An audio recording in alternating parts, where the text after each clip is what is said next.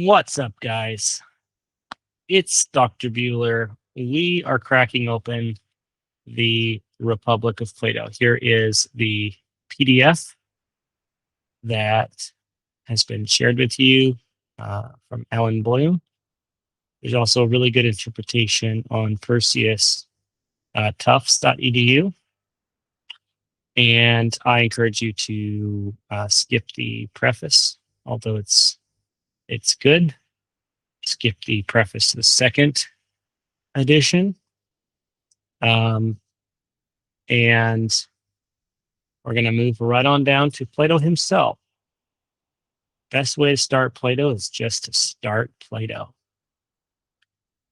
Okay, there's 10 books, followed by an interpretive essay by Alan Bloom. Also very good. Not assigned for this class. We're just trying to read Plato. We're trying to get an encounter with the master. So here's a little bit of book one with minimal commentary. I went down to the Piraeus yesterday with Glaucon, son of Ariston, to pray to the goddess. And at the same time, I wanted to observe how they would put on the festival, since they were now holding it for the first time.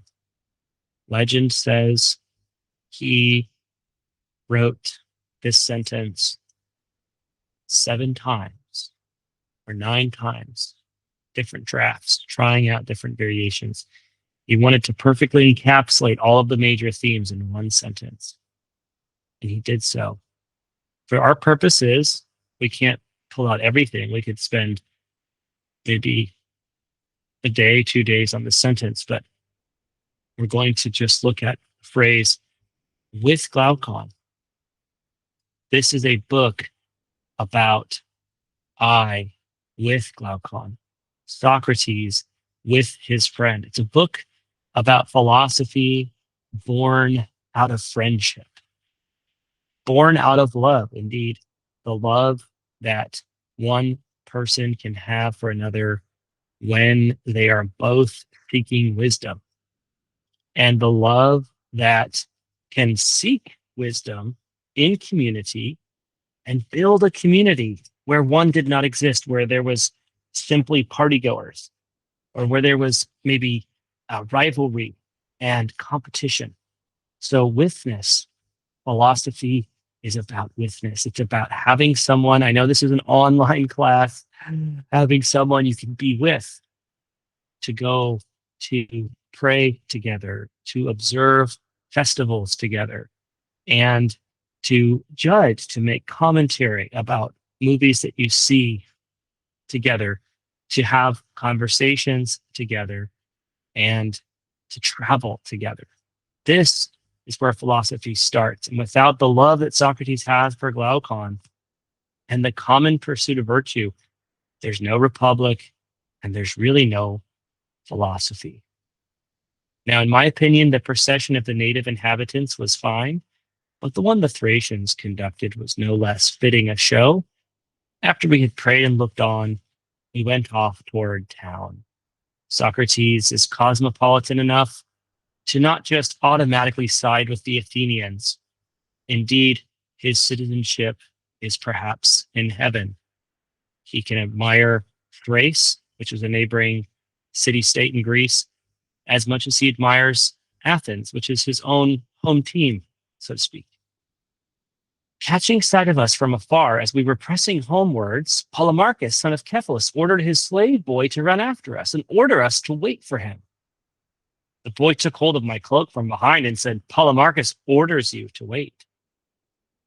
Polemarchus does not persuade, he orders, he commands. Polemarchus uses force. We use force in a city when persuasion doesn't work, or when persuasion isn't even attempted. Polemarchus never even tries, doesn't invite Socrates. And yet, because Glaucon is willing to obey, and because Socrates is with Glaucon, they do stay and they do wait, and the whole conversation takes place. But if Polemarchus hadn't ordered it, maybe there'd be no republic. And if Glaucon hadn't been convinced or persuaded by that order. If Glaucon said, we're not going to listen, no republic. I turned around and asked him where his master was. Socrates appears to be blind. He's coming up behind you, he said. Just wait. Of course we'll wait, said Glaucon. Now, Glaucon wants to be with Polemarchus. So Glaucon's friendships are divided. He wants to be with Socrates. But Socrates wants to go back to town. He wants to be with Polemarchus. Polemarchus wants to stay down in the Piraeus, in the port city, with the hustle and bustle of the festival. Glaucon's affections are divided. He's like us. He wants to be good. He's just not sure he wants it that bad. A moment later, Polemarchus came along with Adeimantus, Glaucon's brother, Niceratus, son of Nicias, and some others, apparently from the procession. Polemarchus said, Socrates, I guess you two are hurrying to get away to town. That's not a bad guess, I said.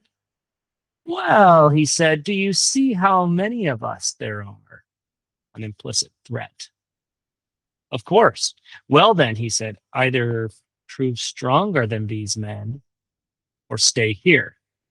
Now, Polemarchus ordered his slave to order Socrates to wait.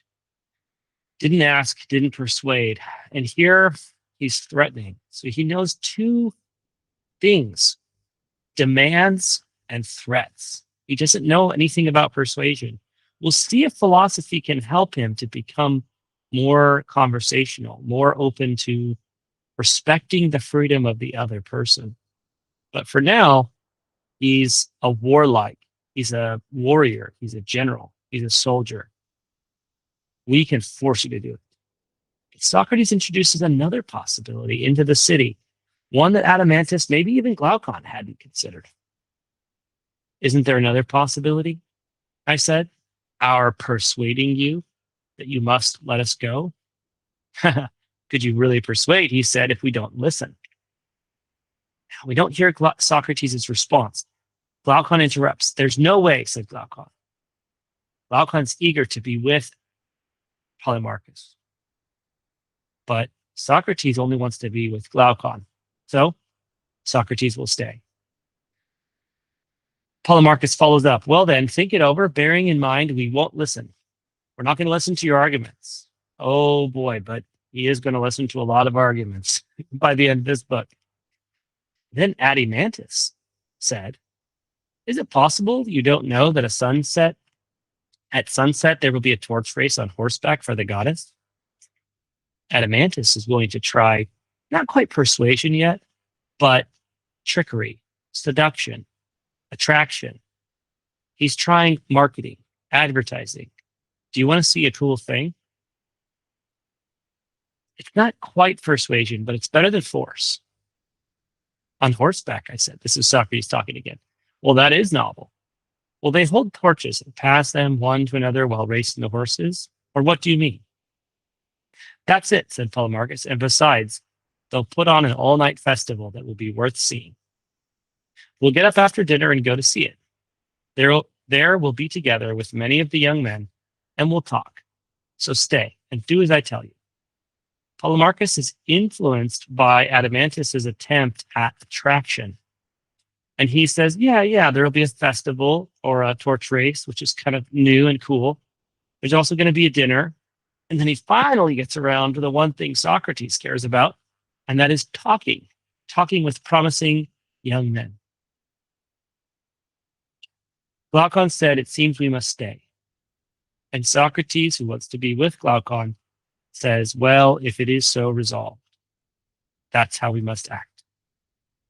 So now the stage is set for the Republic. Force versus persuasion, friendship versus compulsion, philosophy versus a show and a dinner, a race with torches.